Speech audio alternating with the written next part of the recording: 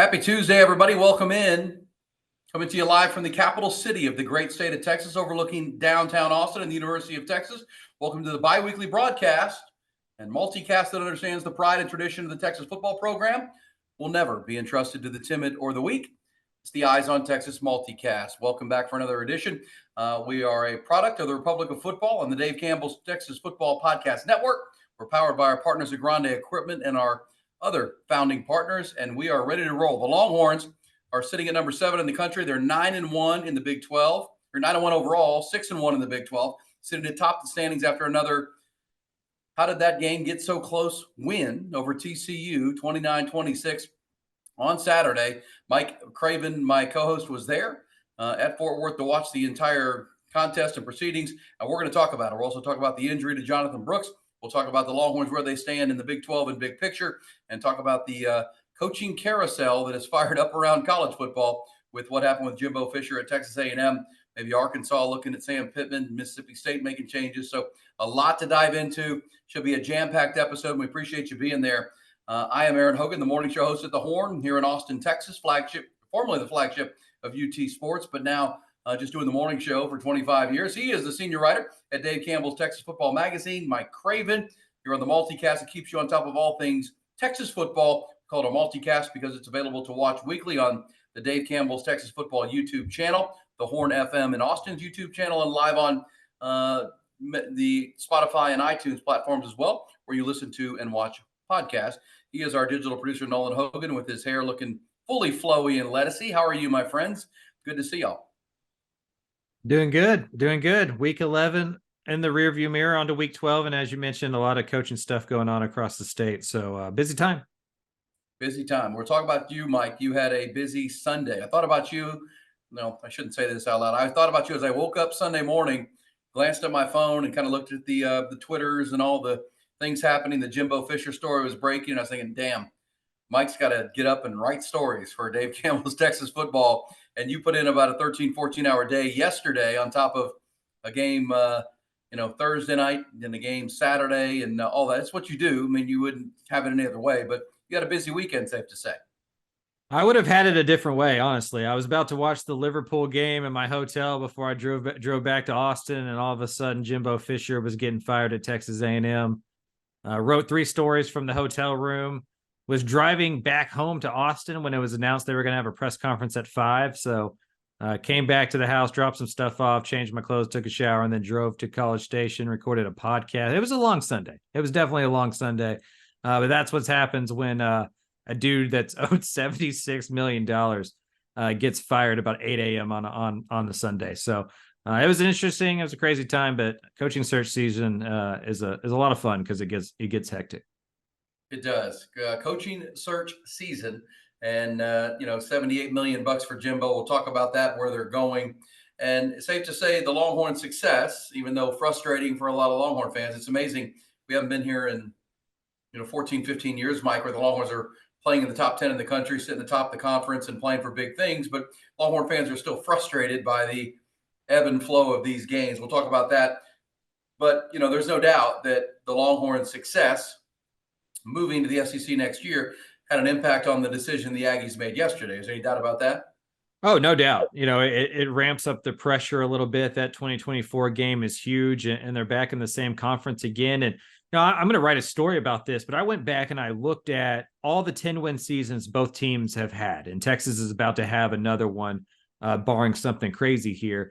They've only had 10 wins. They've only won 10 games each in the same season one time, and that was back in 1975 or 1976. So historically, when one team is really good, the other team is average to below average, and vice versa. Texas A&M had a 12, 13-year start here in the SEC with Texas down and kind of squandered it. And the Longhorns are on their way back up, and as you mentioned, they're on their way back into the same conference, and I think that absolutely raised the temperature and the pressure level inside the donor base, and obviously cost Jimbo Fisher his job because they don't feel like they are pacing with the Longhorns anymore. Yeah, and losing momentum on the recruiting trail. And the Ross Bjork said it yesterday, the AD, or on Sunday, I should say, at Texas A&M. The program's in neutral. It's stalled. It's not moving. And Texas seems to be moving, as frustrating as some of these games are. on the recruiting trail within the national appearance. They're getting the headlines, and Texas A&M is an afterthought. And Ross Bjork did say it happened after the Ole Miss loss that he made that call at a Board of Regents meeting last Thursday, which led to what we heard on Sunday. Because a lot of people I heard this week about they beat Mississippi State 51-14. That didn't matter. I mean, the decision was made Thursday, and they had raised the money. So we'll talk about that. Mike will give you the deep dive research and thoughts on that, of how it all played out, what's coming next, because it does impact Texas as of next year when they move into the SEC and have to face the Longhorns. And I think a lot of our Eyes on Texas multicast viewers will be thinking, who do I want them to hire and who should they hire, right? Because you want them to get it wrong. If you're a Longhorn fan, you want them to get this dead wrong and hire another dud, because Steve Sarkisian seems to be the right coach. And we'll talk about that moving forward. If you know our multicast, hopefully you do by now, share it with friends. We're divided into 4 quarters and a halftime. First quarter, we'll review the TCU game here coming up, 29-26 Texas, a 26-6 lead. In the second half became a nail-biter once again. Third time in 4 weeks that has happened for the Longhorns. In our second quarter, we'll talk about the Jonathan Brooks injury, Quinn Ewers' health, and where the Longhorns go at running back from here. In our third quarter, we'll talk about the Iowa State game and the Big 12 race. It's still jumbled. Texas is alone atop the conference, but there are 4 other teams sitting at 2 losses, and a lot to talk about there. The national picture as well. And in our fourth quarter, to wrap up tonight's episode, we will talk about what we were just talking about, Jimbo Fisher, the coaching carousel, the national scene, because this, Michael, once one domino falls, they start to go fast, right? It's just the way it goes. Who's going to go first? And, with the early signing period in recruiting now and early in December the 20th, it just speeds everything up. You got to go faster because everybody's asking why now. Before we get to our first quarter and tell you about our friends at Grande Equipment, tell our audience why now. Why is now the right time for Texas A&M, not at the end of the season? Well, you want to be the first one in the pool. You don't want the guy that you're potentially going after to already be hired or already be very far down the road to be hired at the next job. I think you're right on point. The number one reason is recruiting and roster management. You want somebody in there to keep your class together and to be there before early signing period. And with the transfer portal, the sooner you can get a new coach in there, the less likely you are to lose half your roster to the portal. So Texas A&M had to make a decision sooner rather than later. They're going to be one of the bigger jobs, if not the biggest job, open this year. I think they wanted to be the first one to be able to pick their coaches and vet all these guys. Agree with you on that.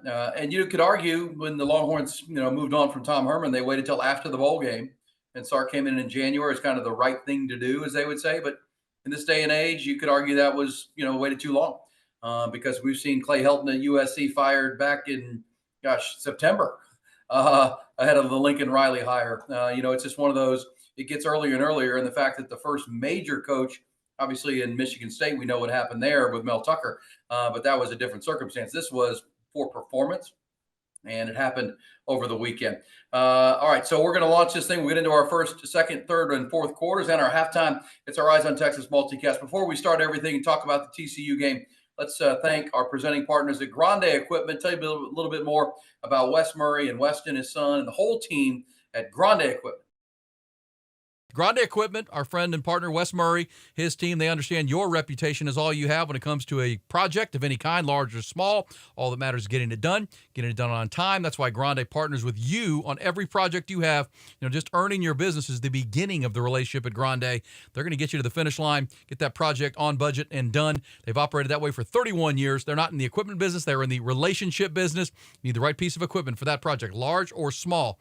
From anything from major construction of a building to freeways down to something at the deer lease or land, and you need a heavy piece of equipment, they're going to get it to you. Be there ready and job site ready without hassles or uncertainty, and they are the best, I promise you. They're a small, independent company based right here in Central Texas, but they play in the big leagues in a big way. It's Grande Equipment, your international independent dealer. Find them at grandeequipment.com. They present the Eyes on Texas multicast. All right, there's our presenting partners. Can't thank them enough. They make all this happen so you can enjoy deep coverage of the Longhorn football program with the Eyes on Texas multicast on Tuesdays and on Fridays, a recap of the weekend, and a look forward to the big game coming up on Saturday. This week it'll be Iowa State. Mike, you were in Fort Worth before we hear from Sark on an overview of this game and thoughts. What were your thoughts on the game as far as the macro, the visual, the scene, the crowd, what Texas walked into, and the final? And as you told us on our broadcast on Friday, the 94th meeting between Texas and TCU, and maybe the last one. Yeah, it was a lot of fun. It was a packed crowd, a decent amount of burnt orange there. You know, it was interesting because at 26-6, a lot of the TCU students went and had their Saturday night. You know, it was a later game. And so when they started making that comeback, it was probably 3/4 full to what it was, but when it was, halftime. And so that made for kind of this weird scene of people kind of coming back into the stadium from the parking lot and beyond. And so a rowdy crowd, a fun crowd down the stretch for sure. The first 3 quarters felt really sloggy and slow, and a lot of starts with replays and some injuries and reviews and stuff. But then once TCU got going, it was kind of a here we go again. Can Texas make the right stop? And I think it's like what we talked about last week. There's 2 ways to look at it. Either Texas is taking a step forward because they're winning these games that maybe they otherwise would have lost when the team was coming back in the second half, or Texas is kind of the same old Texas because they're allowing these teams to get back into it.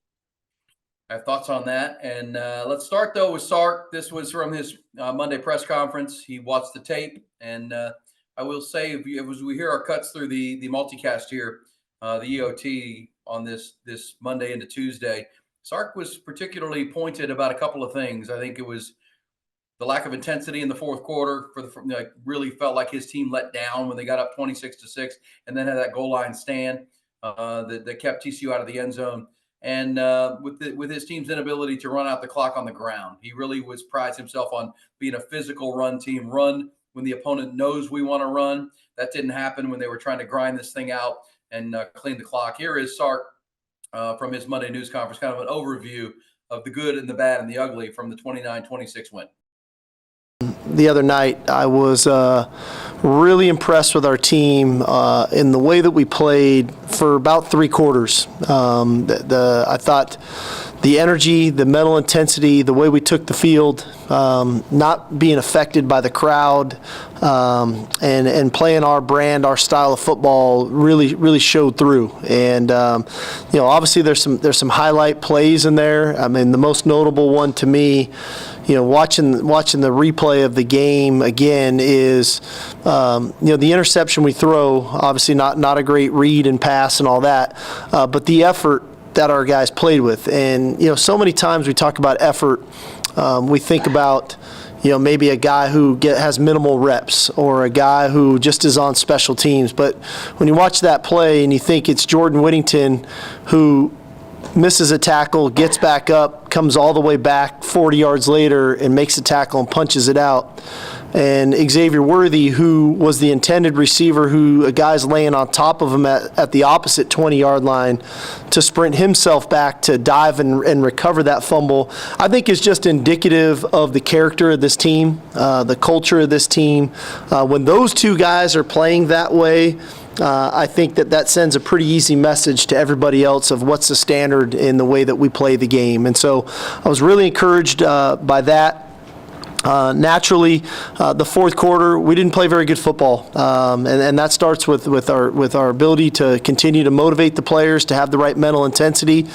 We had really poor tackling on defense and didn't leverage the ball very well when they were going to throw it. Naturally, I mean, they throw an 8-yard curl route and it goes for 42 yards. That should never happen. Those are things that didn't happen in the first half of the game.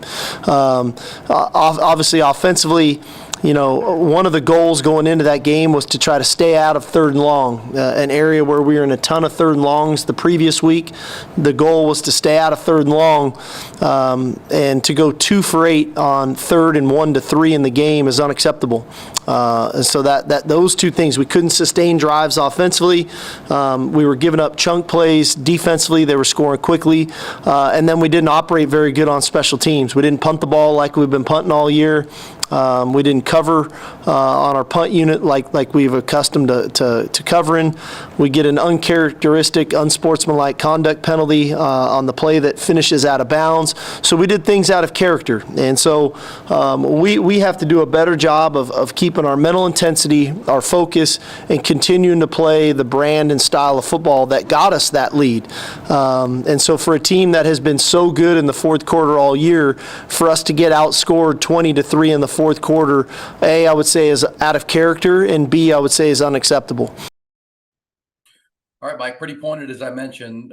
That's the first time we've heard Sark really question his team's mentality in a football game. Like, it really felt like they let down. And I think watching the game, it took advantage of huge TCU mistakes in the first half, penalties, the Josh Hoover interception right before the half, and it allowed them to create the separation. But my read of the game, and I want yours, Mike, here in our first quarter, brought to you by the Texas Mortgage Guy, Carlos Carrion, our buddy Carlos. I'm bringing you the first quarter here tonight. We'll find him at thetexasmortgageguy.com.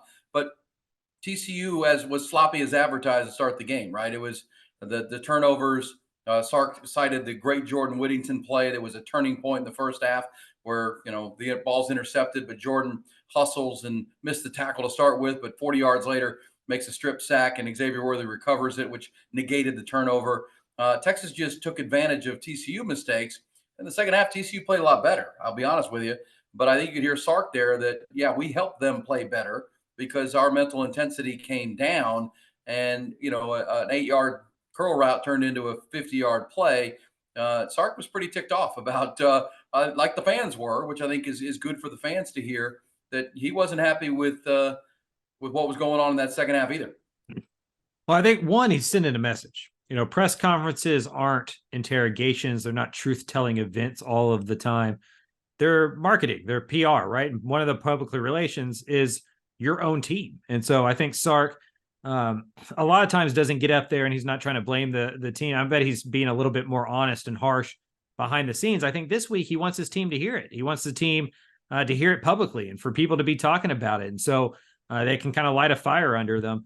They're going to need to play a 4-quarter football game. Sark talked about it after the game in the press conference. There will be a time in the next 3 games where Texas is going to need 4 quarters of football to win that game. It may be Saturday at Ames. It most likely will be Saturday in Ames. And so I think it's an urgency thing. I think he knows how close this team is from accomplishing the goals, and he knows how far they are from all the talk about the second half collapses and the fourth quarter problems from last year. I mean, he beat that over the head all offseason. But then the season starts getting going and you start talking about other stuff. You're figuring other things out. I think it's a reminder to his team through the media and through the fans and through everything on social media that they're going to have to figure that part out if they want to win the Big 12 and by extension play in the college football playoff. Agreed. And I think at this point, the college football playoff that's the afterthought. It could be there. Maybe it all works out for you. But at this point, control what you can control, which is winning your next 2 games, playing in Arlington and winning that game. Because this team, the more the season goes on, Mike, reminds you of last year's TCU team that finds ways to win games. They're not – because here's what I think is important for our Eyes on Texas multicast viewers. This is not the 05 Texas Longhorns that just destroy people, right? I think the Alabama win gave a lot of Longhorn fans a warped sense of what this team could be, because that was a game that was so important to the program and months and months and months of preparation for that game, and caught Alabama in a good spot, right? Fair to say. But winning that game as good as they did by double digits, and no one's won in Tuscaloosa in 50-some games outside of Texas, it changed what we can be. And maybe even for the players a little bit, but certainly for the perspective of fans. But this is not 05 Texas. This is not the team that's beating everybody 50-10. But they are more like the TCU team of a year ago, or the 09 Texas team, Mike, that's got to find a way to win football games. And that's fun too. If you're a fan and you're watching this multicast, enjoy the ride. I mean, it's a fun, they're clutch. They have a clutch gene to them, whether it's a defensive stand or a big third down to Adonai Mitchell, where your heart's palpitating, your hair's turning gray. Can they get this third down? Because you're going to lose this game. And they keep making the play, Mike. That's important. But I do think what I heard from Sark right there is he's tired of three-quarter football. Like, I think he's almost expected that they're going to turn the gear and we're going to keep our foot on the gas. But, I know, and we'll hear Sark coming up about the game plan and the strategy in the third and fourth quarter. But I feel like he is waiting for this team to break through and play 4 quarters of football. It just hasn't happened yet. It didn't happen in this game. And they blew a lead in that Alabama game. I know. It's kind of been a thing all year. I mean, even in their wins, like in Wyoming, think about the first 3 quarters of that football game. I mean, other than, Baylor, they've blown out a couple teams, but a lot of them have been close. And, this Baylor isn't. and BYU. Baylor and BYU were blowouts. Yeah, and the rest of them have been pretty close, or at least involved very big lulls by the offense. Like, I think one of the things we know about this team 10 games in is there's going to be a quarter or two where the offense doesn't move the ball. They only had 1 possession in the second half that was over 6 plays. And so they weren't moving the ball that great. When they had a 10-play drive, it ended in a field goal. They've been bad in short yardage situations, whether it's at the goal line or on 3rd and 1 or 4th and 1 all year. Like, that's just a part of this football team. They can't beat you in every single way, to your point that the 2005 team could, or maybe Georgia has in the past, or how we see Alabama and Ohio State. Their routes to victory are less, but that doesn't mean that they're not one of the top teams in the country and finding ways to win. I think another thing to remember is this is new for all of these guys. Like, there's not many guys on this roster that have won a championship before. Their head coach has never won 10 games. He's one game away from having his best season ever as a head coach. He's never won a conference championship. He's never been to a conference title game. And so when you look at this roster with all the talent that it has, you look at the coaching staff with all the experience it has, they haven't won, or Sark hasn't won as a head coach, and a lot of those players haven't been in these high-stake games. I think this was another kind of reminder of, as this thing gets colder and colder as the season goes on, the margins get smaller and the games get harder, even if you're better than the opponents. I agree with you, Mike, 100% about the message sent, because you keep playing on that razor's edge. You keep flipping the coin, eventually the coin's going to come up tails, and it's not going to be on your side. Let's hear Sark to exactly what you said about the inability to sustain drives. I know fans that are watching, reviewing this game with us, will talk about being conservative. Here's Sark talking about their short yardage run game and how actually the 4th quarter strategy. No, let's go to 4th quarter strategy. This was kind of their plan. And then we'll get into the short yardage run game issues they had sustaining drive. Let's start with the 4th quarter game plan and strategy in this game for fans that wondered what the heck was Sark doing in the 3rd into the 4th quarter. We go into every game doing what we think we need to do to win the game. And then in game, we make adjustments predicated on what we think we need to do to win the game. The other night in the 4th quarter, when they were scoring so fast and I felt like the momentum had really slipped out of our hands, I got the ball and basically said, we're going to run it every down, and if we get a field goal, we get a field goal. If we score, we score, but we're going to slow this game down. We're going to get momentum back on our side, and I knew how big that field goal was for us in that moment to make that thing the 2-score game that it became. And so you go in with a plan, and we're more than comfortable if the plan needs to be that we need to throw it around. We're more than capable. Our offensive line's more than capable. Quinn's more than capable. Obviously, receiving core, tight ends, things of that nature. But every game is different, right, of how people are going to try to defend us and what we need to do, and then making those adjustments in game to ensure that we're putting our team in the best position to win. And that doesn't, sometimes that's not always the sexiest thing to do, to try to win the game. But ultimately, when the dust settles and stats and everything, man, there's one stat that matters the most. Is it a W or an L? And we just keep trying to stack W's. All right, Mike, I want your thoughts on that because I can see that perked you up. And I want to play one more quick cut on the short yardage run game, because here's Sark where he was particularly angry with his team's inability to get 3rd and short and the ability to run the football against the TCU front, even though they know they wanted to run. And then we'll talk about that strategy of slowing the game down, trying to impose the will and get this game under control because the defense was struggling. Here's Sark on the short yardage run game. We pride ourselves around here on being able to run the football when the opponents know we're going to run the football. And we just haven't been great at it, but we'll continue to work on it. Like I've said earlier, championship teams get better as the season goes on, and there's always room for improvement. And everybody's got room to improve on our team, and that's clearly an area where we've got to drill down on and improve upon. All right, so there you go, Mike. I mean, so combine those two. And with the fact that later in his Monday press conference, he said that Quinn was fine. Quinn was healthy.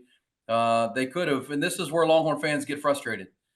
Quinn put up over 250 passing yards in the first half, almost trying to prove a point to slow the game down.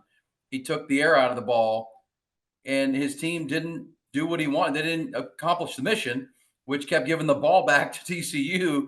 Where are you on the stubbornness and we're trying to prove a point, or use Adonai Mitchell and Xavier Worthy and JT Sanders and keep getting first downs while you're working on the short yardage running game? Maybe this is controversial, but I kind of proud of Sark, right? Like that, to me, that shows maturity. We're not very far removed from him throwing it 25 times in a windstorm in the second half of Oklahoma State and blowing that lead because of it. Like those are lessons learned, right? Like he has the bigger team. His defense is playing really well. I think he did what Saban would have done, and that's his guy, right? I mean, that's how Saban would have approached that second half, I'd imagine. The problem for Sark is that power running game isn't what he wants it to be. And they're not great guard to guard running, right? Like Jake Majors is a really good center. He's not the biggest guy, and he struggles in those moments where he's head up with a nose tackle and he's got to get a yard. I have some stats for you in terms of the run game that I think point to why Texas struggles in short yardage situation. They ran the ball 40 times against TCU. Only 11 of those were guard to guard. 29 of those were tackle or outside. On those 29 carries on the outside, they got 128 yards. So almost 10 yards a carry when they went tackle or outside more on the 29 carries. On the 11 carries from guard to guard, they got 37 yards. So that's about 3.2 yards a carry. So they're just not moving people up front. And when you're in 2nd and 10 and you run the ball, you can go outside, you can do all you want, you can get cool, and you can get those big chunk plays with Jonathan Brooks. When you get to 3rd and 1 or you get to 1st and goal on the 2-yard line, you have to be able to move people, and you have to go guard to guard in the power running game. And they're just not able to do that. And Sark is having to get creative and call all these different plays. I think he's just stuck between what he wants to do and what this team can do. I'd imagine against Iowa State, we see this as more of a Quinn Ewers throws the ball 40 times unless the weather's crazy. Yeah. And we'll hear Sark talking about that, his respect for the 3-high, flyover defense that they're going to face, because this was a game that, again, here's what I'll say. I agree with you 100%, Mike, that I was proud of him for him saying it, but at some point, life is a struggle between what you are and what you want to be. Yep. We all deal with that. I would like to be this, but I'm really this. And how do I get to that? Because you're right. I mean, I think Sark knows that. And going into the game, you knew that TCU struggled with outside zone. I wonder, the Jonathan Brooks injury, came in the 4th quarter, but keep running it outside then. I mean, whatever you have to do, but it's almost like Sark was stubborn to be Saban and say, we can do this, and they couldn't, and it almost cost them the game. And that's the razor's edge they're playing on you're playing around with this machismo thing. And again, I think it's right. I think it's where the program needs to go as they're moving to the SEC, and they might need it this week in Ames, but you still got to win the game. And there were times where they could have thrown the ball, I think, with favorable coverage, taken some advantage if Quinn was healthy. Let's hear this real quick. No, let's do cut 5 here. 1955 on the episode today with him about Quinn's health. Because for anyone listening to this saying, well, Quinn, and I thought this because we saw Quinn leave early. You saw the TV broadcast. Quinn left to go to halftime before the rest of the team, and you wondered if there was something up that maybe he re-aggravated the injury. But here was Sark today saying that no, Quinn was good. Quinn was good because look, injuries, tighten up. Things happen during the course of a game. But here was Sark on Monday saying that it wasn't about Quinn's health. For us with Quinn, I think naturally he was a little sore, but he threw today and operated and did fine. I think naturally as the weeks go on, if we can continue to protect like we did the other night, he's only going to continue to get better and get more healthy. All right, so there it is. So he was clear today, Mike, that there wasn't anything wrong with him. Maybe in the game it was, or maybe in real time he wasn't as sharp as Sark wanted him to be. Maybe he said something to Sark about, hey, man, this thing is, a little bit I've made a lot of throws here, and it's starting to tighten up because that's the most work he's probably gotten on that right shoulder, or for sure it was in weeks, right, since the Houston game. And so, that was that. But let's also get into this, the pass defense, because Sark was obviously particularly mad about the run game and the inability to get yards between the guard-to-guard tackles. Hayden Connor, your center is Jake Majors, and your right tackle or your right guard. You've got to be better in there. But at that point, it wasn't working. So he says he's trying to slow the game down. The other thing Sark was particularly angry about or upset with is the pass defense. And it's been a problem since the Houston game. It was a problem in the K-State game once the Wildcats abandoned the run and just started throwing with Will Howard. Here was Sark with the pass defense issues that continue to be a problem for this football team. I think in the first half the other night, we gave up 98 yards passing, okay?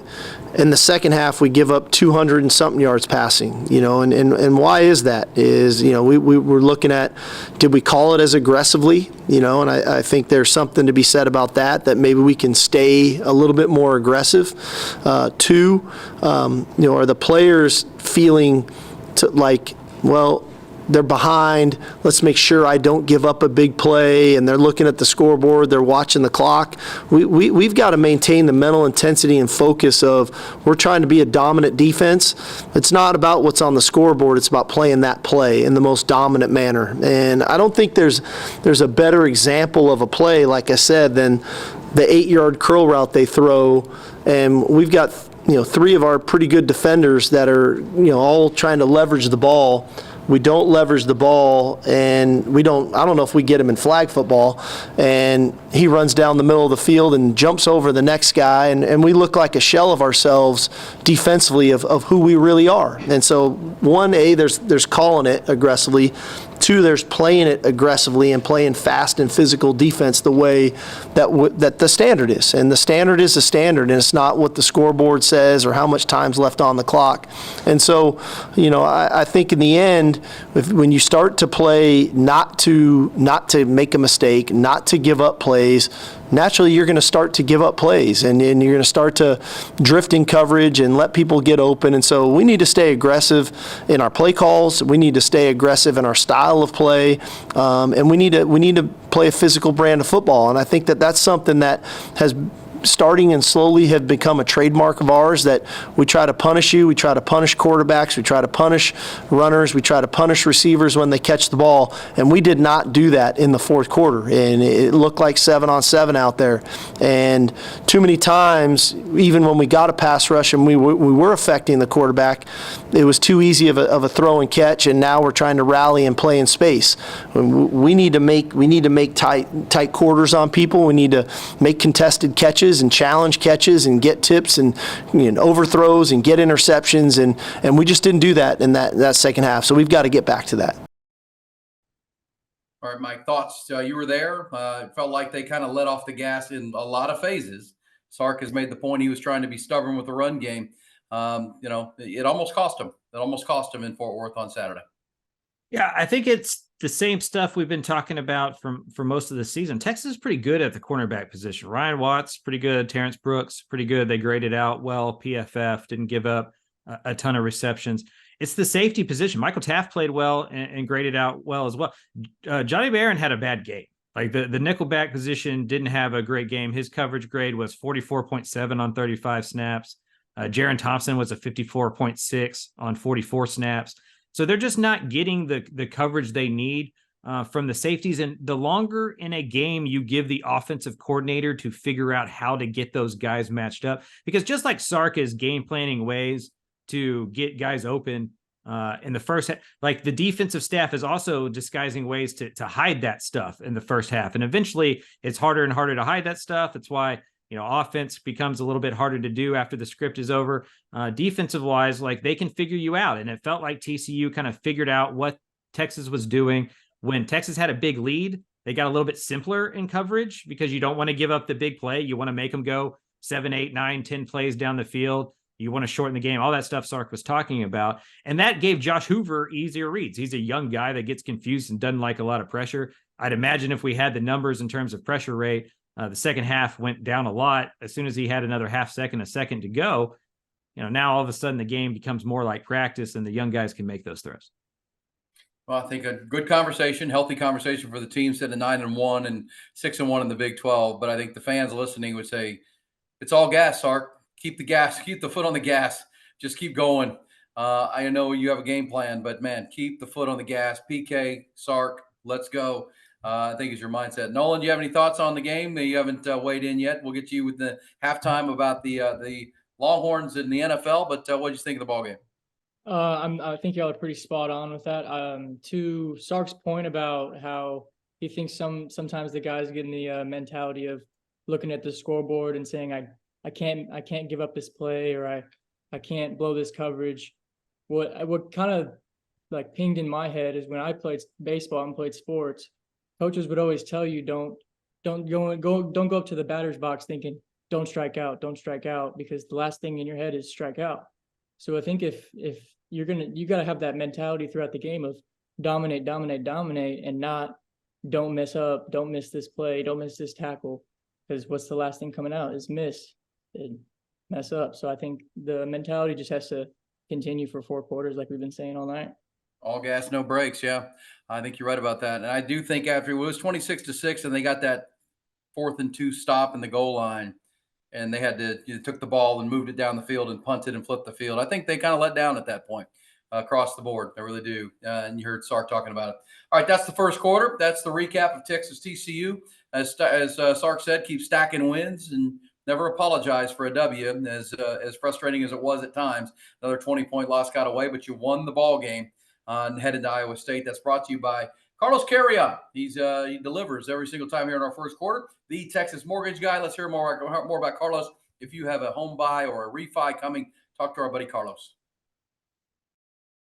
Carlos Carrion, he is the Texas Mortgage Guy. Why not do a new refi for your home or a new mortgage for your home? Change your life. It's always better to work with an expert in the field who also is a diehard Longhorn fan like you. Lifelong Austinite, knows this market like the back of his hand. Just makes sense to work with someone who you're going to trust. You just heard Sark talking about that. So much better to work with like-minded people. Know their business, know the lay of the land. He's been going on 10 years in the industry now. He's not there to just help you provide a quote when kind of navigate these complicated waters of refinances and mortgages. He's your guide to help solve problems, strategize, like you just heard Sark talking about, one of the most important financial decisions of your life. He's a great communicator, fast response times, not going to leave you out there waiting for days and days and days at a time. He'll be right back to you. He is Carlos Carrion. That's Carreon. Carlos Carrion, the TexasMortgageGuy.com. That's the TexasMortgageGuy.com. Get after him this fall. As it cools off, might be the time to start looking, put your house on the market, maybe look for that next house. Carlos is your man. All right, guys, second quarter. Let's pick it up. It's going to be brought to you by our friends at Hayes City Store and Ice House. My buddy Travis Tyndall and his great team there, Hayes City Store. And this is the big story coming out outside of the W, right? The good side is you won the ball game. You're at 9-1. You're 6-1 in the Big 12. But Jonathan Brooks, fourth quarter, about 7 minutes to go, having a great game, Mike. You were there, having another great ball game. Gets his leg twisted awkwardly. Down he goes, kind of that gator roll tackle. A lot of Longhorn fans are frustrated by that. I just think that's football. But in the end, kind of the heartbeat of your offense, when I say that, the most consistent player on your offense all year long has been Jonathan Brooks. And now he is not just lost for the rest of the regular season. He's lost for anything that happens in December or January, and will be affected for next year too, because that's a major knee injury that won't heal probably, until next year, middle of the season. Yeah, first of all, just feel horrible for him. I mean, former Mr. Texas football, obviously with the Dave Campbell's and the recruiting background of mine, been following him for a long time. One of the better high school prospects I've ever seen. And in terms of just like production, I mean, it was absolutely ridiculous what he did at Hallettsville. And he was like, he did everything that you want a college player to do, right? As older folk, we tend to bash a lot of these young guys for their work ethic and their ability to stick through things and wait their turn and all that jazz that we talk about. Jonathan Brooks did it exactly right. He waited behind 2 NFL draft picks. He waited his turn. He got passed over by a 5-star freshman earlier in the year. He still didn't complain. And when he got his chance, he took the job and turned into a Doak Walker Award, candidate, and maybe the first running back to be selected in the next NFL draft the way he was going. Now you got to think that can't be true, right? He's going to have to come back to school for another year, rehab, do that kind of stuff, and then enter the draft when he's a little bit healthier and can go through the draft process. And so, one of those type of injuries that shows why you need NIL, shows why these kids deserve to be making some money while they're playing football, and also just kind of how tenuous this whole sport can be, and how momentum and just your overall individual trajectory can change with one play. Yeah, and he was having a great game. He was over 100 yards on 21 carries. He had the long screen pass and then touchdown run in the first quarter. They got the Longhorns going. Just again, the most consistent player on that team, and maybe the most surprising player, because all through the summer when we were in the talking season, Mike, we wondered who was going to replace those two great running backs, and who would have thought you'd find someone that was as good or productive as Jonathan. Let's hear Sark on Monday talking about it, lamenting and saying kind of the same thing you just said, Mike. Really well said. Pretty clear. He was one of the most loved and liked players in that locker room, and now they're going to not have him the rest of the year, and who knows when they get him back. Naturally, losing Jonathan for the season is a tough blow for us. I've said this about a couple other backs that were here before him, but I think the one thing that probably stings most for us as a team is the teammate that Jonathan Brooks is. He's a better person than he is football player, and he is a heck of a football player. He's a great runner.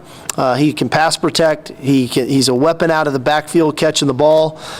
So naturally, that creates a void. But that also creates opportunity. And so he'll be missed. He'll be with us, and we're going to support the heck out of him like we have in his entire time here, and I think he understands that. And I know those other backs are going to need his support, and that's where our culture has got to shine through. But obviously it creates opportunities, obviously, for C.J. Baxter, Jaden Blue, Keelan Robinson, Savion Red, and those guys are more than capable of doing a great job. So systematically, things will not change for us on that front, and we've got a lot of faith in those guys that they're going to perform at a high level. All right, there is Sark, and Mike. Let's he just pretty much reiterated what you said eloquently. Let's hear Sark on running backs moving forward, because obviously C.J. Baxter, and you hear Sark here talk about maybe there's a glimmer of good news, and then who else needs to step up beyond it to come close to replacing the production of number 24. One thing where we're fortunate, timing is pretty incredible in that CJ's really 100% healthy again. And, I'd feel really uncomfortable if this would have happened a month ago because Cedric was really struggling with his foot. For him to be healthy, I'm very confident in that. I think we've naturally seen over the last couple weeks, we've been, kind of injecting Jaden Blue a little bit more into the offense. So I think his comfort level of playing, and he's had some carries. He had the long touchdown run versus BYU, where I think his comfort level will be there. And obviously he's playing a ton on special teams. I think obviously with Savion Red, we've incorporated him into our short yardage offense and the Wildcat stuff. So he's carried the ball at some critical moments of some games, and we've asked a lot of him. So I don't think the moment will be too big for him. And naturally the experience of Keelan, of just the player that he's been over time. And so, we feel comfortable that we have those four guys, that core of guys. It's Monday, and we're still working through the game plan of exactly how it'll all roll out, but we're comfortable with those guys going in the game and playing. All right, scheme won't change, but obviously production could change. C.J. Baxter, kind of fills that role, and I have to think Jaden Blue becomes a pretty pivotal factor here the next couple of weeks, Mike, and even into the Big 12 title game if they can get there. Yeah, I mean, C.J. Baxter's going to have to step up, stay healthy. Jaden Blue, all the guys that he mentioned. I wonder. I think the bigger question, or what I'm wondering about, is like where the run pass play divide goes. Right, like they're about 380 run, 320 pass right now through 10 games. So about 32 passes a game, about 38 runs a game. Over the next couple of games, what do we think that number looks like? I think it's flipped. I think it gets to about 38 to 40 passes and 30 to 32 runs. And they kind of use Quinn Ewers as a way to stop gap and relieve some of the pressure of not having Jonathan Brooks. Albeit, like maybe even just short pass. Maybe we see more wide receiver hitches, right? Maybe we see a lot more of the short passing game stuff on the outside to get Xavier Worthy the ball, or whatever. Maybe those old Greg Davis days come back, and we start seeing a lot of those little 2-yard hitches on the outside to replicate the run game. Yeah, I mean, I think you're right about that, and that also is predicated on Quinn Ewers' health. And our third quarter coming up, we'll talk about the Iowa State defense. And, Sark said many times today that we're going to have limited possessions. Possessions will be key. And you'll hear that over and over again this week leading into the Iowa State game, because as Sark said, the one thing, the three high flyover defense that we'll talk about in the third quarter, Mike, that was started with Iowa State. You're a Sark, give credit to John Heacock and what they do. But this is a game where you had 75 plays against TCU. You might get 50-55 plays at Iowa State. So you have to maximize them all. You can't have bad series. You really can't, because you may not see the ball again. They really lean into the good defense and then controlling the ball the other way and shortening a football game. So I think that's critical and how Sark attacks it. But it's about execution. I mean, and that comes down to Quinn Ewers' right shoulder. I will say for Longhorn fans, the Iowa State game weather could be a lot worse. I mean, it looks like it's going to be cold, like temperatures in the mid 40s, but clear on Saturday night. At least that's the indication on this early in the week forecast, because mid-November in Ames, Iowa could be miserable. You never know what you're going to get. It looks like the Longhorns are catching a break in that spot. But I agree with you. You're going to have to rely on that. And, the reason I say Jaden Blue is, to your point about the interior of the offensive line, you're going to have to continue to run the plays that Jonathan Brooks was running. You'll do those with C.J. Baxter. But I think Jaden Blue can be a factor on the perimeter. He can be an edge guy. You were in Fort Worth, Mike. Was there any word about where Keelan Robinson was? Was there anybody asked that question? Because Keelan was not returning kicks. He wasn't a gunner on punt return. I don't know if there was an issue or he was ill. I don't know. Did you ever hear anything about Keelan Robinson and where he was on Saturday? I did not. I did not hear about that. I don't think it was asked after the post game for sure. All right, we'll try to dig into that, because that was odd, because Keelan's been so big, and they had DeAndre Moore back there returning kicks, and when things were snowballing and avalanching the wrong way for Texas, he returned a punt out of the end, or a kickoff out of the end zone, got tackled at the 12 or 13 yard line, and just, where's Keelan? Where's Keelan? Was everybody was asking, and I think that's a fair question. They're going to need the senior. That's the one thing about Keelan Robinson. He is a veteran player. Started at Alabama, came here. He could become a factor moving forward with his twitchiness and his speed. All right, so that's our second quarter. Talking about Jonathan Brooks and the running backs moving forward. Coming back to our third quarter, and that's all about the Big 12 and where it stands. The Longhorns sitting atop the conference, but there is plenty of company. One game back. We'll talk about it in the big picture for the Longhorns. Our second quarter brought to you by our great friends at Hayes City Store and Ice House, the destination location in Driftwood, Texas. Hayes City Store. Here's more about them. It's delivered by the incredible Scratch Food and amazing times at Hayes City Store and Ice House in Driftwood, Texas. Hayes City Store, ready to serve you and your family every day of the week. They are the total package when it comes to a destination location or just a night out. They offer seating inside in the original store and bar and kitchen with the air conditioning, or on the picnic tables, on the turf, under the gorgeous canopy of Hill Country oak trees, live right near the live music stage where they feature great music 6 nights a week. Also, you can go where I go all the time, into the adjacent covered, incredibly comfortable ice house and sports bar, and you just enjoy the famous now Scratch Texas comfort food, wood-fired pizzas, house-ground burgers, the best wings. If you love wings, you're going to love their wings. They're unbelievable. They smoke them first and then give them a little deep. They're just tremendous. They got the wood-fired pizzas I mentioned, house-ground burgers, chicken fried steak, truck stop enchiladas, plus a full bar, great margaritas, and over 53 beers on tap, and so much more. Great for a night out with the lady, or a bigger group with a big birthday or anniversary or graduation. It's 8989 FM 150 in Driftwood. That's Hayes City Store and Ice House. The complete mouth-watering menu is online at hayescitystore.tx.com. All right, can't thank Travis and Tamara enough. Of course, in addition to Hayes City Store, Taste on Main in Buda, 2 great restaurants, great people, huge Longhorn fans and huge supporters of the Eyes on Texas and the multicast, and can't thank them enough for their sponsorship and partnership and friendship throughout the years on this. All right, let's dive into our halftime.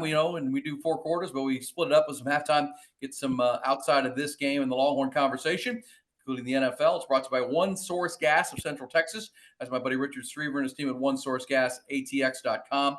Nolan, you always have the update on the NFL Longhorns, and there are plenty of them, over 30 to start the year. Who was standing out to us and to you this week in the NFL? Deontay Foreman started out on Monday night with the Chicago Bears in that major primetime game against the Carolina Panthers. Yeah, that lived up to a slow billing, didn't it? Oh yeah, it was a barn burner. 21 carries for 80 yards, 1 touchdown, 2 receptions for 12 yards. Roschon Johnson in the same backfield, becoming the third down back there for the Bears. 5 carries for 18 yards and 4 receptions for 14 yards. In the Baltimore game against Cleveland, Devin Duvernay, the special teams guy, 2 punt returns for 12 yards, 2 kick returns for 30 yards, and a fumble recovery on the defensive side of the special teams. Justin Tucker in that game was 1 for 2 on field goals, had 1 blocked, but was 4 for 4 on extra points. Malcolm Roach in the New Orleans and Minnesota game had 5 tackles, 3 solo, and a pass deflected. Jordan Hicks in that same game had 7 tackles, 3 solo, and a tackle for loss. Going down to Atlanta with Bijan Robinson playing Arizona, got 22 carries for 95 yards, and he got in the end zone this week. He had a reception for 11 yards, and one thing I thought was odd is Arthur Smith now had Bijan Robinson returning punts. He had a punt return for 8 yards. This guy's the best, right? Yes. In the same game, we had Keontae Ingram playing with the Cardinals. He's lost his production now with James Conner coming back, so he only had 2 carries for 2 yards. And Quandre Diggs in the Washington game for the Seattle Seahawks had 2 tackles and that were in 1 solo. And Dicker the kicker had himself a game with the Chargers with 38 points score, so he ended up with, keep forgetting about the kickers every week, Dad. 1 for 1 on field goals and 5 for 5 on extra points, 8 points in the game. Hey, man, don't forget the kickers. Like Tom Herman would never remember their name, but, you know, their kickers are important. They can win and lose your football games. Bert Auburn. We remember Bert Auburn. He's been huge for the Longhorns here of late. All right, there's your halftime update. Speaking of the NFL, we're going to talk in our fourth quarter, Mike, about the word on the street about Quinn Ewers and our conversation all summer. He's going to want to go to the NFL. Where does that stand? Longhorns, the Jonathan Brooks conversation. Of course, he was headed probably off to the National Football League. We'll get into that a little bit, in addition to the Jimbo Fisher and the coaching carousel conversation. But that is our halftime. It's brought to you by One Source Gas of Central Texas. Let's tell you a little bit more about Richard Strieber and his great team and why they are growing so fast for your compressed gas needs. One Source Gas of Austin is your Texas compressed gas leader. One Source Gas provides compressed gases such as CO2, nitrogen, oxygen, propane, and many more to various industries all through the great state now. They are your lead CO2 provider if you're in the service industry and bars and restaurants. We're talking about Hayes City Store. They've got all the taps ready to go out there. Restaurants all over Austin, Central Texas, and down into San Marcos and beyond. Also the hospitality industry and the medical industry, very important in the veterinary field and in the medical field. If you need gases daily and weekly, they are your locally owned and operated operation for over 12 years. They understand exceptional customer service is the key when your success is about. That's what you can't do without it, right? So you got to have it. Just make sure it's there all the time. So if you're a bar, restaurant owner, dental office, veterinary clinic, just call One Source Gas or go to their website, onesourcegasatx.com. That's onesourcegasatx.com. They've got your compressed gas needs covered better than anyone. That's why they're growing, because they keep taking business from others who are not serving their customers like they will. Onesourcegasatx.com. Or call them 214-8484. That's 214-8484. They'll get you all set up. All right, third quarter brought to you by the Brain Vault Technology, the mouth guard that's more than a mouth guard, allowing you to play hard but play safe. The orthotic that is designed for collision sport athletes to allow you to minimize the risk of concussions. We'll say more about that coming up. But guys, third quarter, Texas and Iowa State. Mike, let's have a look at this Big 12. Longhorns at 6-1. Some coin flip wins here over the last month over Houston, K-State, and now TCU. But here they sit, as Sark said earlier, stacking wins. That's what you do. They're the only one-loss team in the conference. And then you have 4 two-loss teams: Oak State, Oklahoma, Iowa State, who they play this weekend, and Kansas State. Which one of those 4 two-loss teams is most surprising to you? Probably Oklahoma State still. Just with the mass exodus that they had and Gundy kind of not playing the NIL ball, I thought the other teams would be pretty good, but I did not think Oklahoma State would be in the top half of the Big 12. And here they are, and they had an embarrassing loss. I mean, they got beat at Central Florida every way you can, 45-3. That was never competitive. Ollie Gordon was held to 10 yards rushing, almost like they won the Bedlam game and, had a week off, took a party a week. Oklahoma, meanwhile, had a terrible loss to Oak State, their rivals, and turned around and played a great game against West Virginia, which took West Virginia down to a 3-loss team. Kansas State responded to the loss to Texas by shellacking Baylor, which everybody shellacks Baylor these days. And then Iowa State. I mean, I would have you picked Oklahoma State. I picked Iowa State. I'm surprised based on the gambling scandal and all the Hunter Decker's suspension and all that's gone on with Matt Campbell, that here they sit at 6-4 overall, but 5-2. And they can play huge spoiler here. They've got the Longhorns coming to town on Saturday night, primetime game in Ames. And they almost beat Texas at Texas last year here in Austin. And you got to feel like this is they're kind of like, just like with TCU last week, Mike, their Super Bowl. Let's hear Sark talking about the challenge they face in this game against a 5-2 Oklahoma State team that's chomping to keep themselves in contention to get to Arlington. Like we've been saying all along, as far as this week's ball game, this is another Big 12 championship game for us. We put ourselves in this position over a month ago, and we've accepted the challenge, and I think our guys have responded to that. We understand we're gonna go into another hostile environment, Saturday night. And it's going to take all 70 players that we bring and coaches, to play as one, and to go play a good football team who has gotten better as the year has gone on. Obviously, a very well coached team.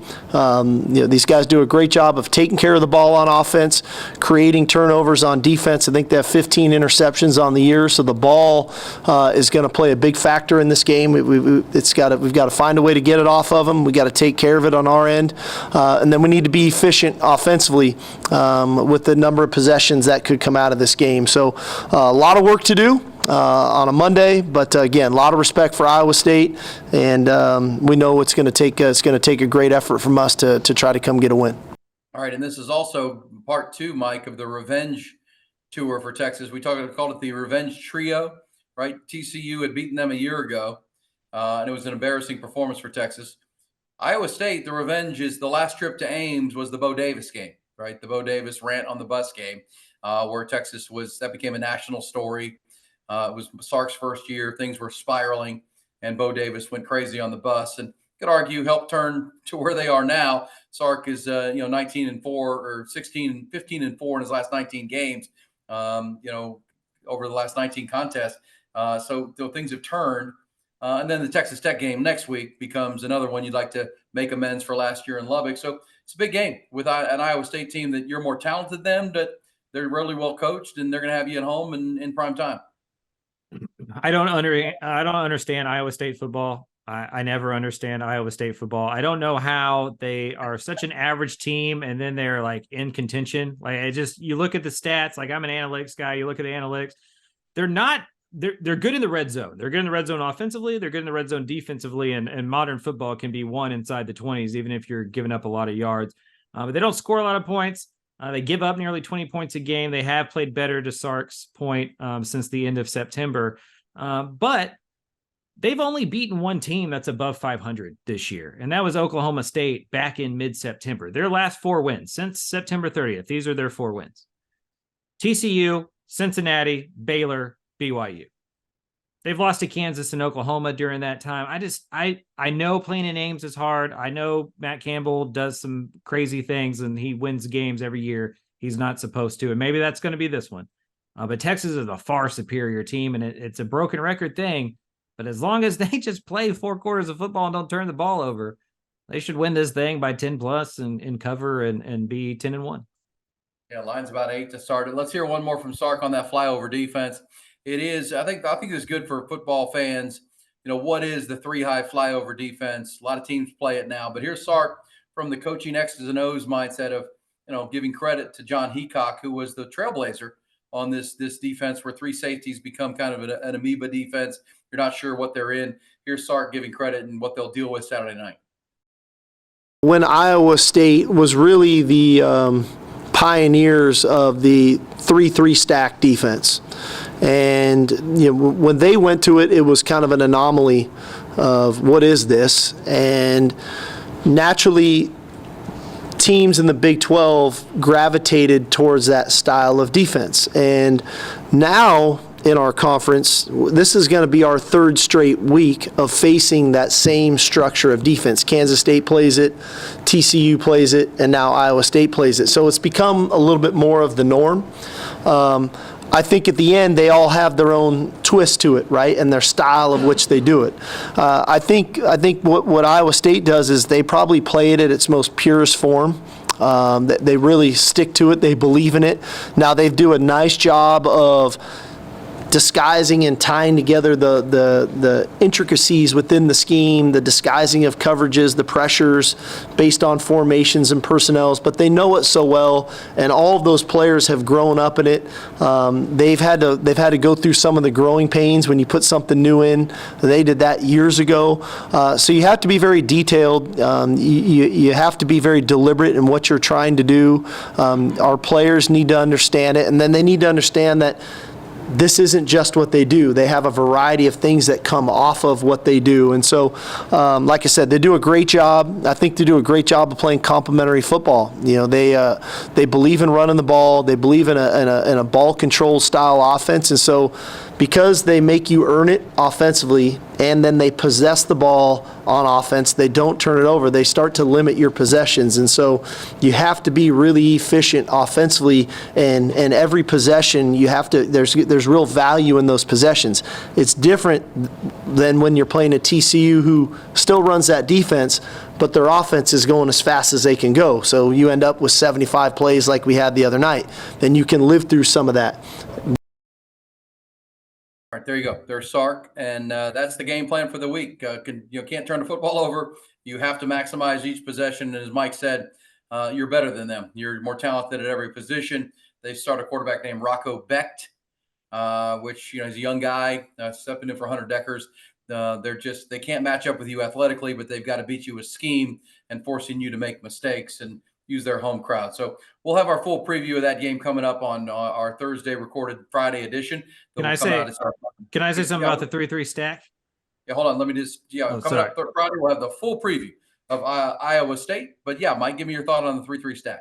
I went to Cedar Park High School, so this is near and dear to me. We've been running this for 20-something years now. This is what I think is awesome about scheme in modern football is it trickles up like a salmon swims upstream. Like when I was younger, NFL stuff trickled down. But since the air raid and all that kind of stuff, it all trickles up. And the 3-3 stack was invented to be an air raid beater. And it became popular in Texas high school football because so many people were either running the air raid or that Baylor spread that Art Briles in Stephenville was running. That's why Joe Gillespie, who is the DC at TCU, was also the DC at Stephenville when Art Briles was the head coach there winning state championships. So the 3-3 stack goes back a very long, it's like the wishbone, right? When Texas gets credit for creating the wishbone, even though they were running that in high school for a long time. The 3-3 stack similar, where Iowa State gets a lot of credit for it. But if you've gone to high school football games in the state over the last 20, 25 years, you've seen a lot of it. Well said. I mean, I think you're right about that. And we've talked about it a lot. We're losing rivalries with all the change in college football, but Longhorn fans, I think, will be happy to be in the SEC. But by the innovation of this conference, I mean, I think that's one of the things as a sports observer and sports radio, and you cover it, Mike. When you're a Mike Gundy or you're a Matt Campbell or you're a Chris Kleiman or you're a Bill Snyder, you can't win with it's Jimmys and Joes. You can't win with the Jimmys. You got to out scheme people. You got to be smarter. I mean, you got to come up with things that are going to, because you can't just give up. You can't just line up and try to play like everybody else. It's the whole Moneyball concept. If you know the movie Moneyball, obviously from baseball, we can't be like them. We can't line up and be strong as they are and physical. Well, that's led to so much innovation in the Big 12 and in this, this area of football that maybe when you're in the SEC, they don't go there because they just have all the Jimmys and they don't have to do that. This area does, and that's why Hal Mumme and Mike Leach and the trailblazers of the spread offense. And as you said, that started in the high school level with Hal Mumme, and right now there's bringing that up. Well, in the high school level, you got to find the resistance to that, which is where the 3-3 stack came from, and that all trickles up to the college level, and we're now seeing it in the NFL everywhere, Mike. I mean, what's happened in the Big 12 and in Texas football has matriculated up now all the way to the NFL in both sides of the ball. I remember being a junior. This is what happened at Cedar Park. Junior year, Cedar Park was a very new school. We didn't have a real district my first 2 years. We got put in a football district when I was a junior year, and we started playing Pflugerville and all of these other schools, Leander, and they had a guy named Al Pena who was a quarterback who went to Oklahoma State, and they went spread, and we were still running a 4-4. We had outside linebackers trying to cover slot receivers, and you couldn't do it anymore. Like it just was different. Like that's not how the game was played anymore. A new DC came in, and Chip Killian, who's now at Southwestern University, was at Pflugerville Hendrickson for a long time, came in and moved us more into that 3-3 stack because you had to figure out ways to stop the slot receivers, to stop the spread offenses. And that happened in college as the air raid became less of this fad that was happening in West Texas and became an offense that you can see the principles in every single offense across college football. You had to figure out different ways to stop it. We saw it at Alabama. Like, I think that was one of the fun things about A&M coming from the Big 12 to the SEC. They got there with smaller athletes who were faster, playing the spread. Johnny Manziel came in there, and they took the SEC by storm because they had no idea what the F that was. Like, they had never seen that on a weekly basis with those kind of athletes. And now Alabama plays spread, plays smaller on defense. Like, it changed a whole conference. As the playoff expands, I wonder if that happens more and more because it's no longer this small invitational. Somebody's going to have to play Air Force one day. Somebody's going to have to play kind of a weird offense in a playoff game one day. And I wonder if that speeds up some of these kind of transitions throughout college football. It's well said. And I always think about even at the NFL level, Tom Brady was a good quarterback, and then all of a sudden he gets Wes Welker and these little slot receivers, and they borrow a lot of what Mike Leach was doing in the air raid. And all of a sudden Tom Brady goes from here to here, right? And all of a sudden, a lot of those concepts became NFL concepts. And those are mostly tech. Those are mostly tech slot receivers. Like, that's not an accident. Like, there's a reason for that. It's not. No, it's not. You got Gronk as a tight end, and then you got this little guy, and then you got these other receivers you can't cover. And the slot was, they borrowed a lot from that. It's amazing the way this state and this area has changed football, big picture. And you mentioned way back 50 years ago with the wishbone. All right, that's good stuff in our third quarter. Longhorns and Iowa State coming up Saturday. Longhorns being prime time once again. Weather looking pretty good. That is our third quarter. It's brought to you by Brain Vault and the Brain Vault technology. We had a great high school football game last Friday night with Vandergrift and Lake Travis. Lake Travis won it on a field goal at the buzzer. Heartbreaking for Vandergrift after a 10-0 season, but importantly, both sides have been fitted for and were wearing their Brain Vault technology to play hard and play safe. Let's learn more about the Brain Vault technology. With Brain Vault in our fourth quarter, Brain Vault has patented technology based on proven science that helps protect young athletes and reduce the risk of concussions. I know sometimes I say that and you're thinking, well, how does that work? How does that happen? I can read you this from Dr. Greg Eckert, who has been doing rigorous testing with the great people down at Texas State University that have been testing this product of theirs, which is Brain Vault, which is an orthotic. And they just got on Friday some proven-based research that this absolutely works. It is developed technology that is used in the NFL. As we told you, Drew Pittman, his partner of over 30 years, an agent in the NFL, has helped Dr. Eckert here bring this technology to the NFL. And over 100 NFL players have been wearing the Brain Vault technology with no concussions over the last 8 years, which is just incredible. And then Brain Vault now taken their technology used in the NFL and developed a retail version of their mouth guard. So now your young athlete can have the same level of protection that NFL players have experienced. And all you have to do is go to brainvault.com. You can go learn at the website all about that new research at Texas State. It's proven technology now that works. It aligns your jawline with your neck muscles, and that's all about that moment of impact. Where your jaw is going to clench, your mouth is your teeth are going to clench, and you have to have the right alignment. That's what this is about. It's brainvault.com. Learn more. It's the next level of protection. Get your young athlete fitted in any contact sport, your entire team fitted.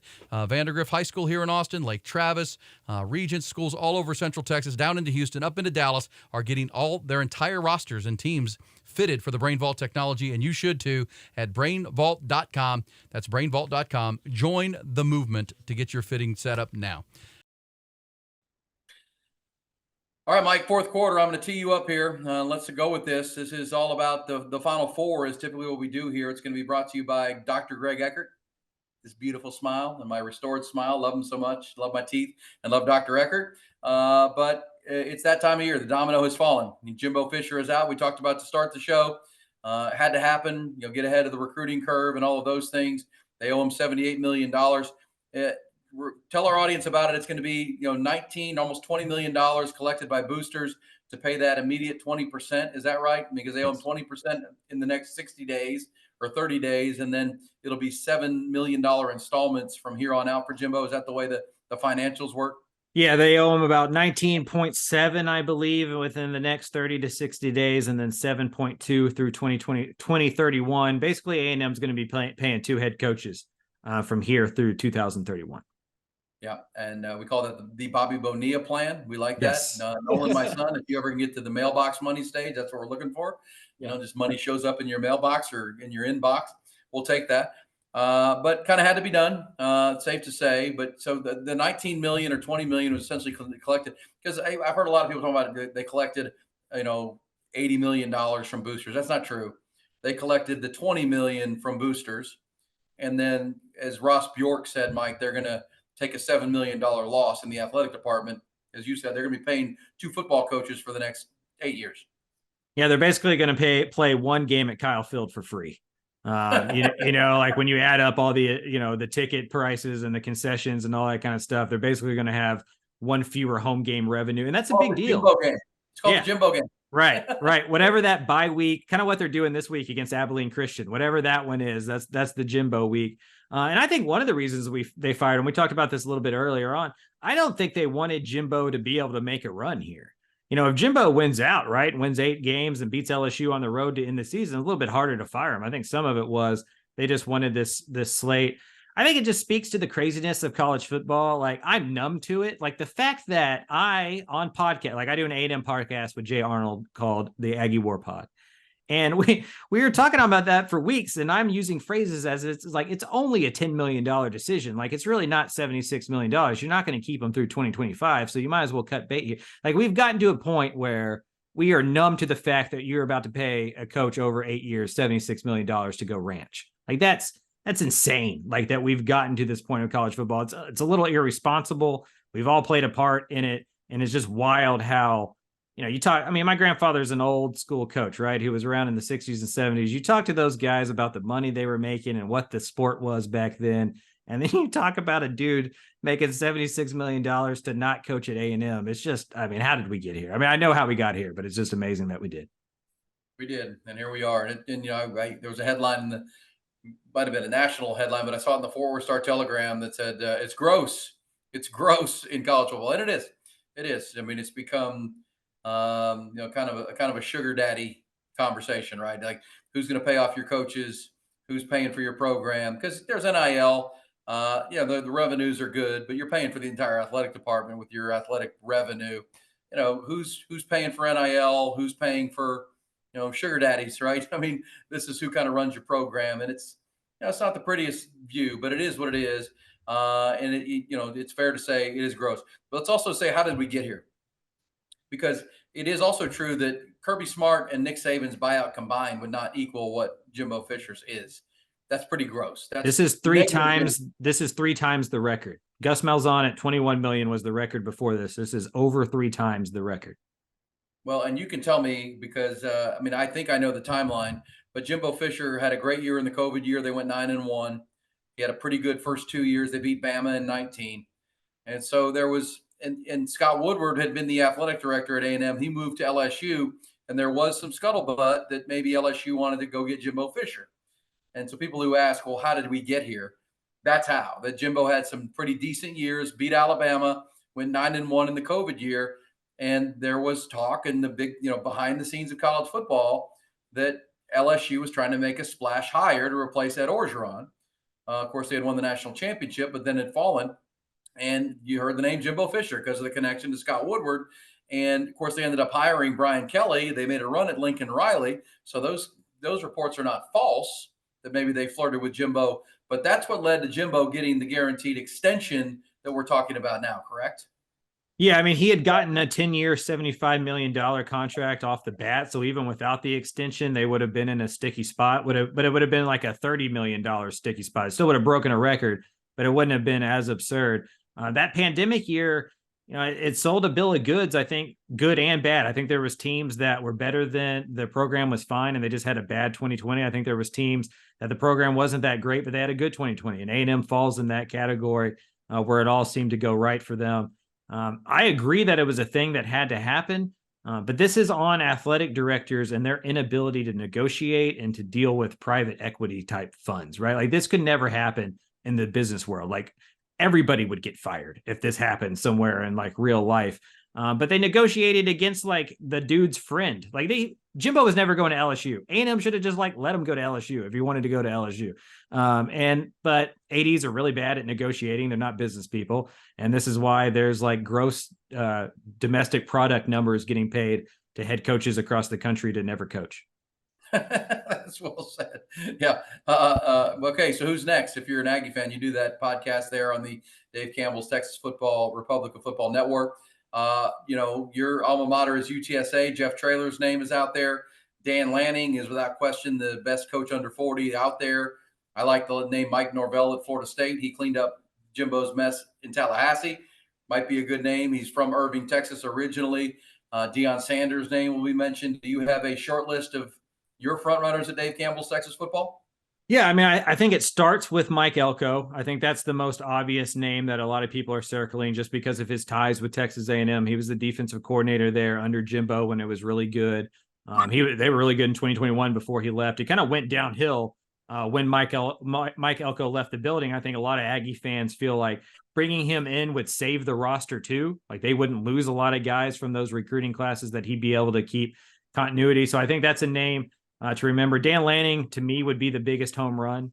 Frank DeBoer at Washington, because of what he's done, would be another name as well. I do wonder what the Jeff Traylor momentum is. I think the big football fans in the A&M fan base would want Jeff Traylor. I think some of the ones that kind of just watch it on the peripheral will feel like the UTSA head coach is a little beneath them. So I do wonder where he ends up on the pecking order. But to me, this is an Elko, a Lanning, a DeBoer, the Florida State Norvell, as you mentioned, because USC went and took the Oklahoma coach, Notre Dame, or LSU went and took the Notre Dame coach. I do wonder like where A&M's cap is. Like, who is the biggest what is the biggest program out there that Texas A&M could go take somebody's coach? This is a top 10 job in the country to me, probably a top 7, 8 job in the country to me. They have everything that you need to win at a national level. I know that's funny because they've never done it, but they have the resources, they have the recruiting talent base, they have the fan base, they have the state, they have everything that historically you need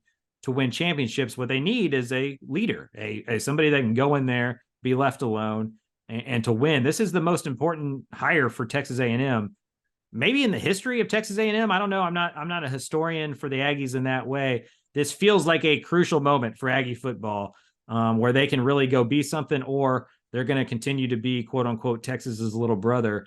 It's interesting. I think they're going to go big. I think they're going to swing big, even with that $7.2 million price tag. They have to add on to whatever they agree with here.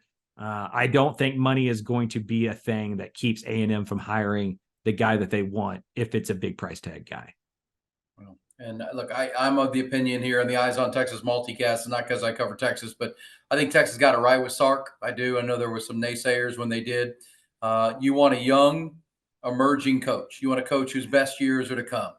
So if you get Dan Lanning, which I don't know if you can, but that would be a home run. Mike Norvell, young, emerging coach whose best years are coming. And that's where it leads me back to Jeff Traylor. I mean, I just think Jeff Traylor, I know, Mike, that stings because that's your alma mater, but he can flat coach, he can lead, he can galvanize, and he knows every high school coach in this state. And I know for A&M fans, it may not be the big enough name, but man, you just got to get this right. You got to get somebody that's going to speak the language. And he's East Texas through and through, Mike. I mean, he's Gilmer.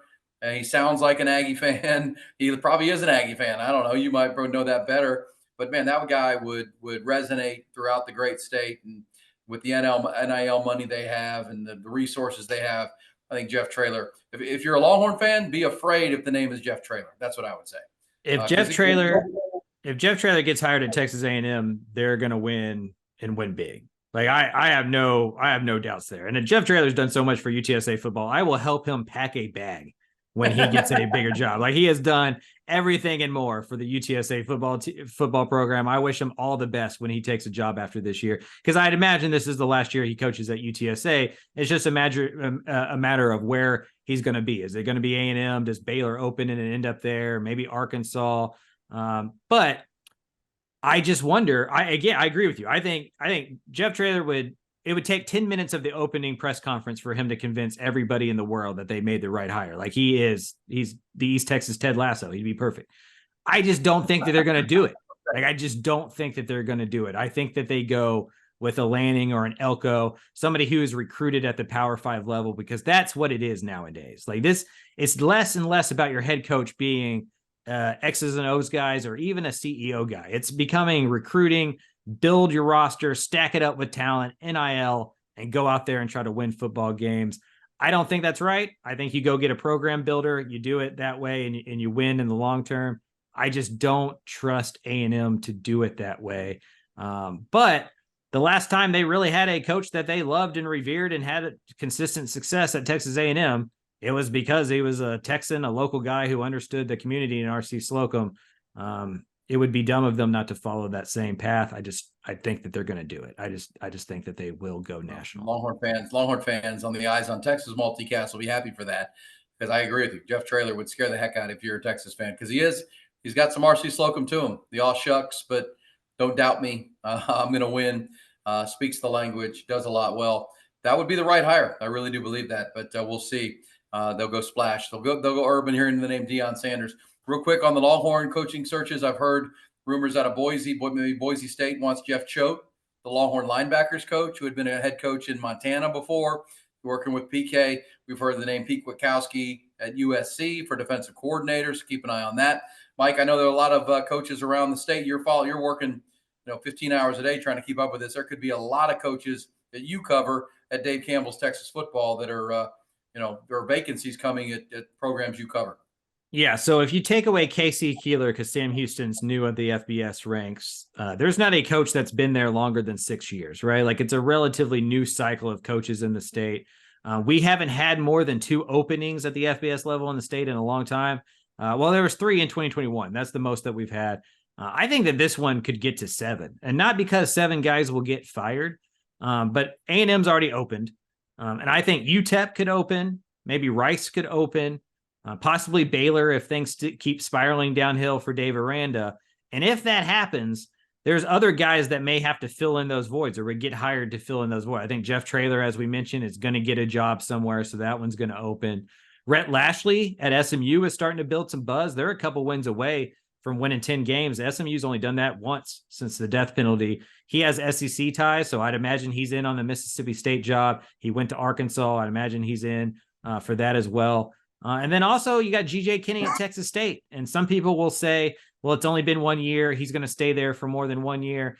I advise you to go Google G.J. Kinney and his resume. He's been a 1 year stop guy for the last 6 stops of his career. He was 1 year at Incarnate Word as a head coach, took the Texas State job. If Jeff Traylor leaves UTSA, I would imagine Jeff Traylor advises UTSA to hire G.J. Kinney. And if UTSA calls G.J. Kinney, he's got to listen just because of where UTSA is athletic budget-wise compared to Texas State. I think that one gets a little weird too. So it could be one of those times where over half the coaches at the FBS level in Texas are new this time next year. All right, that's going to wrap up our fourth quarter. Nolan, can we play one more piece of audio from Sark about where the Longhorns are, because this will wrap it up. Sark was asked today about where they are. We talked about it in our third quarter and throughout the broadcast, but sitting here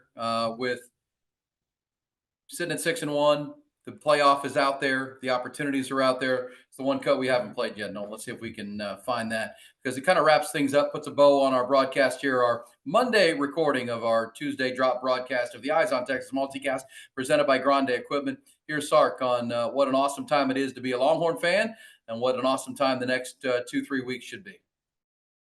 What an awesome time. This is the fun part, right? Yeah, to be in the middle of November and be in a championship race. I think that our guys have handled it well up until this point. Like I said, we've been walking into road stadiums and understanding the environments are hostile as anything, and we still have this on our chest. It's still our last year in the Big 12. We understand all that, but now there's championship game implications, and I think that our players have really responded to it, and we showed great poise, great composure. But this is exciting. This is why we get to do what we do, to be chasing a championship.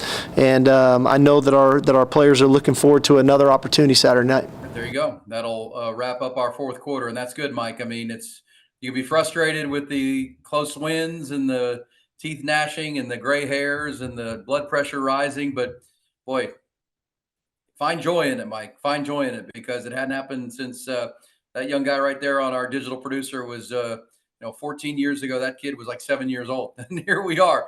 It's the last time that happened in 2019. Pretty incredible. So enjoy the ride. We're taking it with you on the Eyes on Texas multicast. Mike's got you covered on all things coaching searches and A&M and the dominoes that are falling, who's going where. But Mike, you grew up in Longhorn football. It is fun to be back talking about what Sark just said. This is the best team of a generation. I mean, think about that. For a lot of people out there, probably 25 and below, this is going to be the best team that they can remember, because they probably didn't remember the first 6 or 7 years of their life. That 2018 was good, but it didn't feel like one that was going to play for a national championship, right? Or even win a Big 12 title. And so to me, this one feels like the one with the most promise and the time when the program is going in the right direction for the first time. And like I said, people who are in college right now's lifetime. The last time we were in this position, I was dressing up as Colt McCoy for Halloween. That's right. Yeah. I remember it. I remember that, my friend. All right. Well, that is our digital producer, Nolan Hogan. Let's play and tell you one more time about my man, Dr. Greg Eckert. He is my dentist. Please go see him. It's Eckert with a U, Ueckert. Griffin, we don't have to play the recorded because Dr. Eckert's the best. Find him online. He's 345-3166. Just the best. New teeth, one tooth, all your teeth, the best. Dr. Greg Eckert. That's going to put a wrap on another edition of the Eyes on Texas multicast. We are a product of the Republic of Football and Dave Campbell's Texas Football Podcast. We're powered by Grande Equipment. Also our founding partners, Dr. Greg Eckert, my dentist, and hopefully yours, his Brain Vault technology and the mouthpiece that is changing football and contact sports. One Source Gas of Central Texas, Hayes City Store in Driftwood, and the Taste on Main in downtown Buda, and Carlos Carrion, the Texas Mortgage Guy. As Mike Craven just said, the team of a generation, and my son Nolan agreed. Again, that's what we're riding. It's been a fun ride. Let's keep it going. Iowa State, we'll have a full preview coming out Friday, or we'll go a deep dive on the Cyclones and how they have managed to be 5-2 amid all the issues they've had there in Ames. That's going to be good. Michael, where are you headed to? What's your travel schedule this week while you're keeping up with the dominoes falling? UTSA plays on Friday against South Florida, so I will go back home to San Antonio, to the Alamo Dome to watch that game. And then Saturday, I am going to be the average college football fan and hang out on the couch and just watch football. Just watch football all day, the first Saturday of this football season where I am able to do that. And it is because my future wife has to go back to Kerrville. Somebody has to watch the dogs. And so I am not allowed to go out because I have a problem. I have an addict, and I'd probably be at Baylor TCU on Saturday if it wasn't for that. That's right. That's right. To watch that game. Hey, Mike, for all the coverage you're giving, I should mention you're working feverishly to cover all these coaching stories. Dave Campbell's Texas Wall. What's the easiest way to find all what you're writing and all, the whole crew there at DTCS? DCTF.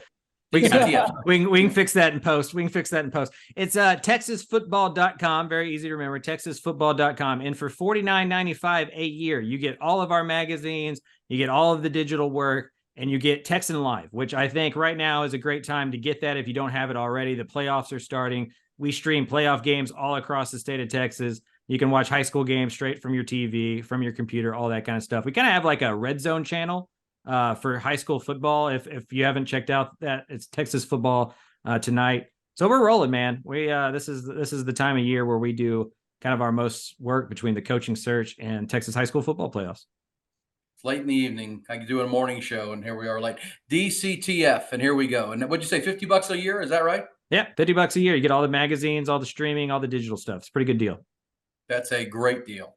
And make sure you get that. You get the college coverage of all the teams, including the coaching changes and the Longhorns. Get the high school coverage, which is just hitting its playoff run. $50 a month. You can't beat that with a stick. DCTF. Dave Campbell's Texas Football and the Eyes on Texas multicast. Also found on the YouTube channel at Dave Campbell's Texas Football, the Horns YouTube channel in Austin, hornfm.com, and, of course, on iTunes and Spotify. Y'all have a great week. Hook 'em Horns. Longhorns are number 7 in the country.